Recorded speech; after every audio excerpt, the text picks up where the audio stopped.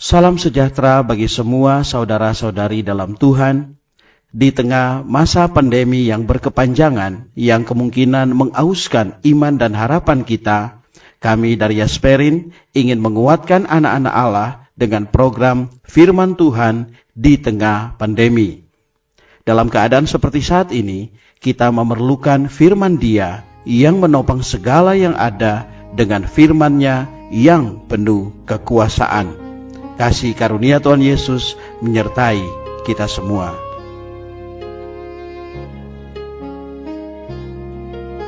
Saudara-saudari yang dikasihi Tuhan Yesus Kristus, selamat bertemu kembali dalam program Arus Hayat Voice. Kali ini kita akan membahas cara menyelesaikan kesulitan keluarga. Pembacaan Alkitab kita ambil dari kitab Efesus pasal 4 ayat 32. Tetapi hendaklah kamu ramah seorang terhadap yang lain, penuh kasih mesra dan saling mengampuni, sebagaimana Allah di dalam Kristus telah mengampuni kamu. Demikian firman Tuhan. Saudara-saudari kekasih-kekasih Tuhan, adanya kesulitan atau perbedaan antara suami dengan istri itu sukar dihindari. Tetapi kalau keduanya adalah orang dewasa dan keduanya sebagai anak-anak Allah, maka haruslah belajar mengetahui di mana letak kesulitan dan perbedaan pihak pasangan. Sebelum kesulitan itu diselesaikan, Anda harus mengetahui di mana letak kesulitannya. Pertama, penyelesaiannya haruslah adil. Jika tidak adil, maka tidak mungkin bertahan lama. Jangan sekali-kali mengharapkan salah satu pihak dapat bersabar terus sampai akhir. Di antara 10 orang Kristen, mungkin hanya seorang saja yang bisa bersabar terus sampai akhir. Tapi dalam keluarga 9 orang lainnya tidak bisa bersabar terus sampai akhir. Sebab itu, jika penyelesaiannya tidak adil, maka kesulitan itu tetap akan meletus. Yang kedua, kalau keduanya masing-masing mempunyai opini, maka biarlah mereka berdua yang saling membereskan opini mereka. Jangan masalah mereka tersebar ke tempat lain, tetapi di dalam keluarga mereka sendiri malah tidak terdengar.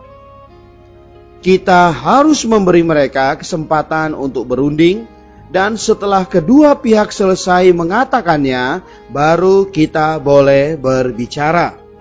Ini untuk mencegah orang-orang yang suka bergunjing, supaya mereka tidak menyiarkan semua perkataan-perkataan itu. Sebab itu, suami wajib mendengarkan istri berbicara, dan istri juga harus mendengarkan suami berbicara.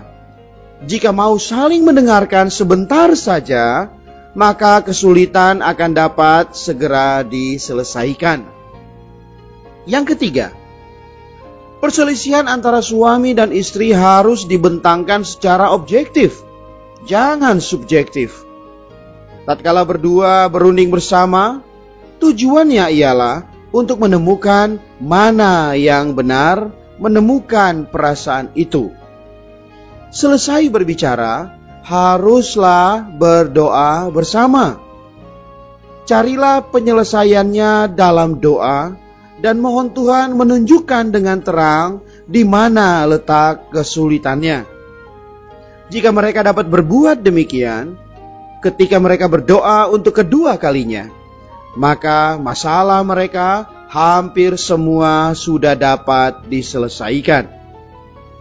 Banyak kesulitan timbul justru dikarenakan kedua belah pihak tidak mau duduk bersama untuk mendengarkan pihak pasangan secara objektif.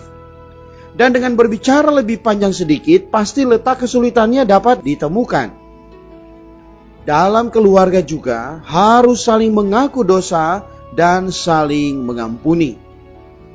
Banyak kesalahan yang tidak dapat dilewatkan dengan sembarangan, melainkan harus diakui.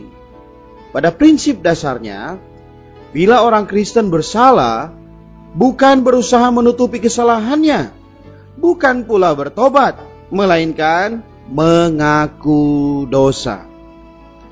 Karena itu, setiap kali suami atau istri bersalah di dalam suatu perkara, ia harus bertobat sambil mengaku bahwa dalam hal itu dirinya telah bersalah. Pengakuan dosa dilakukan ketika Anda sendiri yang bersalah. Tetapi jika pihak pasangan yang bersalah, Anda harus belajar memaafkan atau mengampuninya. Jangan menuntut atau menghitung-hitung kesalahannya. Kasih tidak menyimpan atau menghitung kesalahan orang lain, melainkan belajar mengampuni dosanya satu persatu di hadapan Allah. Bila sudah dimaafkan atau diampuni, haruslah dilupakan. Setelah diampuni, haruslah dikesampingkan. Karena itu, jika sebuah keluarga ingin baik, maka haruslah ada pengampunan. Bila terjadi kesulitan dalam keluarga, sebaiknya ditanggulangi dulu melalui rapat keluarga sendiri. Harus ada pengampunan dosa dan pengakuan dosa. Bila kesulitan tersebut tidak dapat diselesaikan, maka pihak ketiga akan sulit sekali untuk mengatasinya. Kalau Anda memberitahukan kesulitan Anda kepada orang ketiga, hal itu laksana memasukkan tanah ke dalam luka-luka pada kaki Anda. Untuk menyelesaikan kesulitan keluarga, agar keluarga dapat hidup dengan baik, maka haruslah baik pada aspek positifnya. Terutama bagi orang tua yang telah mempunyai anak, haruslah menyediakan waktu untuk berdoa bersama-sama menantikan Allah, serta bersama-sama mempersekutukan perkara-perkara rohani.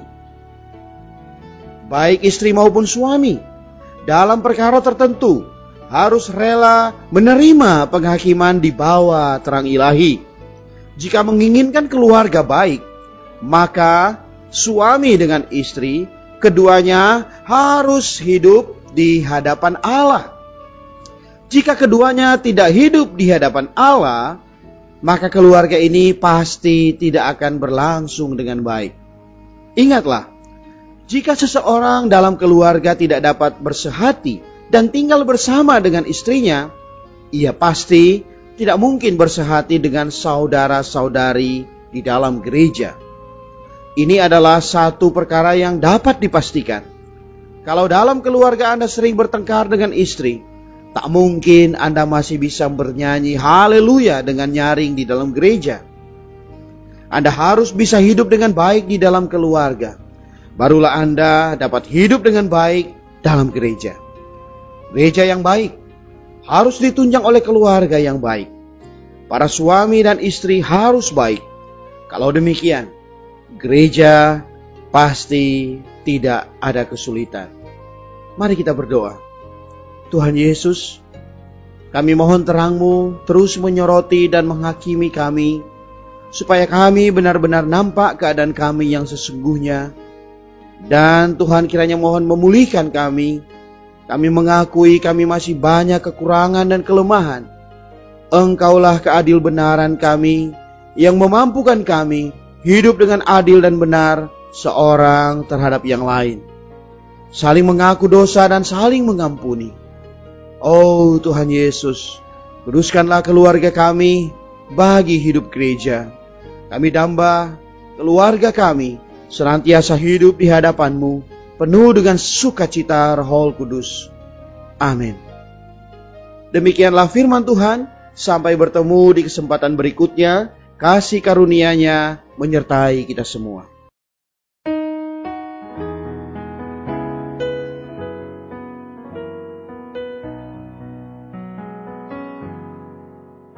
Damai beri sungai menyertai jalanku, duka beri ombak menggulung. Apapun jadi, Dia fajarku berseru, tenanglah, damailah jiwaku. Tenanglah jiwaku, tenanglah, damailah jiwaku. Meskipun iblis menyerang dengan ganas, hatiku tetap tak goyang, karena Tuhan tahu ku tidak berdaya. Bagiku Dia genapkan tebusan. Tenanglah jiwaku,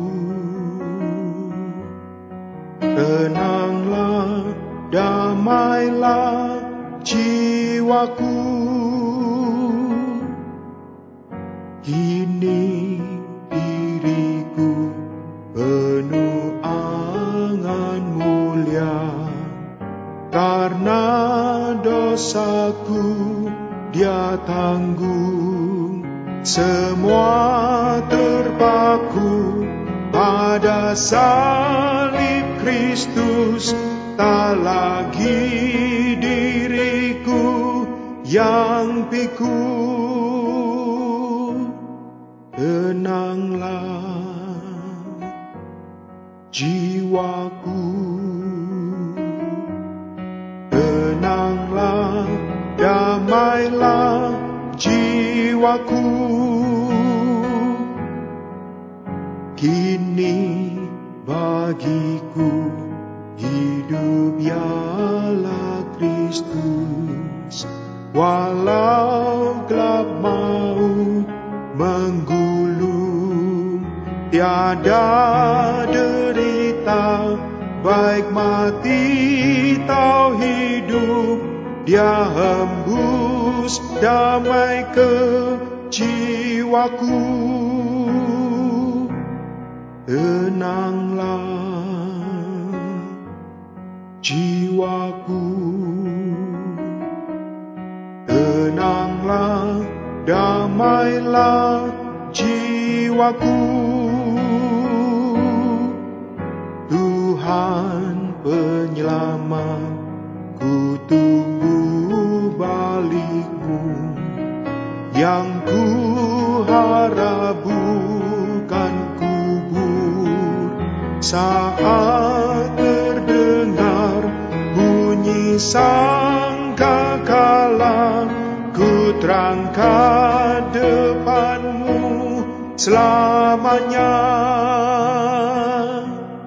Tenanglah jiwaku, tenanglah, damailah jiwaku.